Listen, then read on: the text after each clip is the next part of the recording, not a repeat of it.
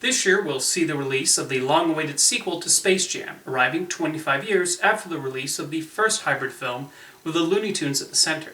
However, between Space Jam and its sequel, there was another Looney Tunes movie that was released that unfortunately flopped at the box office and does not appear to have gotten quite the same nostalgia boost.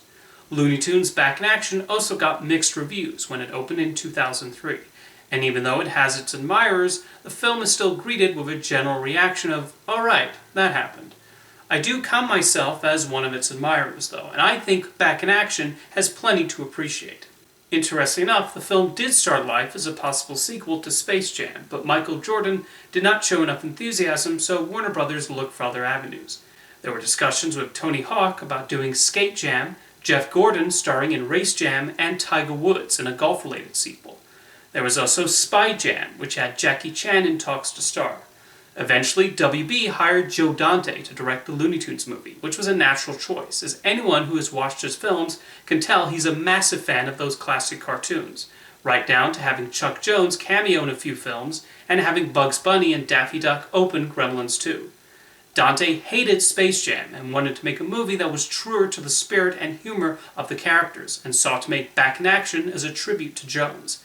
I think he succeeded, although Joe Dante himself does not look back too fondly on the movie due to his frequent battles with Warner Brothers executives who wanted the Looney Tunes to be hipper. Although it's a credit to Dante that the behind-the-scenes headaches don't come across in the finished film, and the result is, in my opinion, a funny and appropriately wacky movie with the right Looney Tunes feel. I really like how the movie does not waste time in getting the plot going and establishing the relationship between Bugs and Daffy. The opening of the movie at the Warner Brothers studios is one of the highlights as we watch the backstage discussions over script and star issues. If the Looney Tunes did exist in the real world and were WB contract players, these probably would be the talks they would have. I could honestly watch an entire movie of just the cartoon characters going about their day on the Warner Brothers lot. You especially feel Dante's own frustrations at the Hollywood system coming out during these early scenes.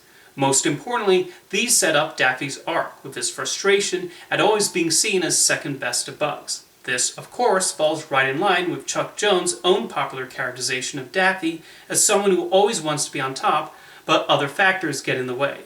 Yet, I also like that even with Bugs messing with Daffy plenty of times, he still has some admiration towards his co-star and recognizes him as an important element in many of their cartoons. The film manages to flesh out both of these iconic characters, and this is especially evident in one scene, where Daffy sadly remarks that all Bugs has to do is munch on a carrot and people love him.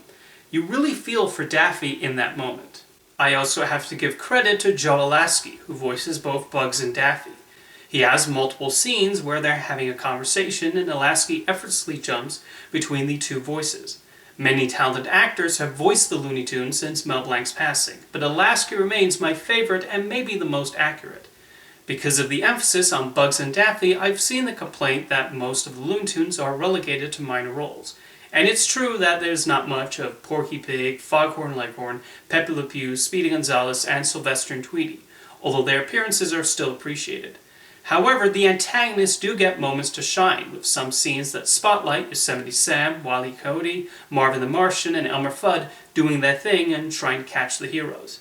Another criticism is the live-action characters taking attention away from the cartoons and the spy plot they're thrust into. Admittedly, I don't care that much about the main storyline of aspiring stuntman DJ Drake trying to locate his missing father, but Back in Action is not what I'll call a movie dependent on plot. Even Joe Dante said the intent was to make a gag fest, where we hop from one joke to the next. And he does manage to keep the film moving at a good clip, with the protagonist going from Hollywood to Las Vegas to a secret government facility to a jungle at breakneck speed. And I do think most of the jokes land. There are, of course, the classic physical comedy cartoon gags as characters get hurt or explode or fall apart in hilarious fashion. Dante, as expected, also goes heavy on the meta aspect of the humor. Thus a funny bit where Brendan Fraser's character DJ complains about Fraser being a prima donna on the set of The Mummy. And I love the product placement scene where they acknowledge how forced the Walmart plug is.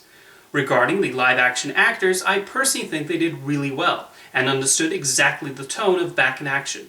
Fraser, Jenna Elfman, and especially Steve Martin all emphasized the cartoony nature of this universe and fit right in with the Looney Tunes. Dante really seemed to allow Martin to go all out, and that makes his Acme chairman a delightful villain. I also really like how we actually get to see the Acme Corporation responsible for sending the Coyote so many shoddy products. Then there's the animation, supervised by legendary Disney animator Eric Goldberg. Goldberg was previously responsible for the Genie in Aladdin, the Rhapsody in Blue and Carnival the Animal segments in Fantasia 2000, and even animated on a few Looney Tunes cartoons in the late 90s. So he was an excellent choice to direct the animated portions of the film. The tunes display the right zippy energy, and the mixing of live action with animation is well handled. There are also the scenes which are entirely animated, like the opening Bugs Daffy Elmer cartoon, and these are when Dante's wish to pay tribute to Chuck Jones is most evident. One sequence most people remember is in the Louvre, when Elmer chases after Bugs and Daffy through a variety of paintings. It's brilliantly executed and hilarious, as is a battle in space with Marvin the Martian. The latter even includes a nice appearance from Duck Dodgers and serves as a solid conclusion to Daffy's arc. It's just really refreshing to see that Duck get a win for once, and actually save the day with his own unconventional methods. I should also mention that Back in Action was the final film with a score by Jerry Goldsmith, and he definitely concluded his career on a high note. The musical compositions fit right at home with the Looney Tunes, and nail that Carl Stroud sound. As an added bit of fun, Goldsmith even throws in a cute nod to his own Gremlins theme when we see DJ's car, which is, of course, a gremlin.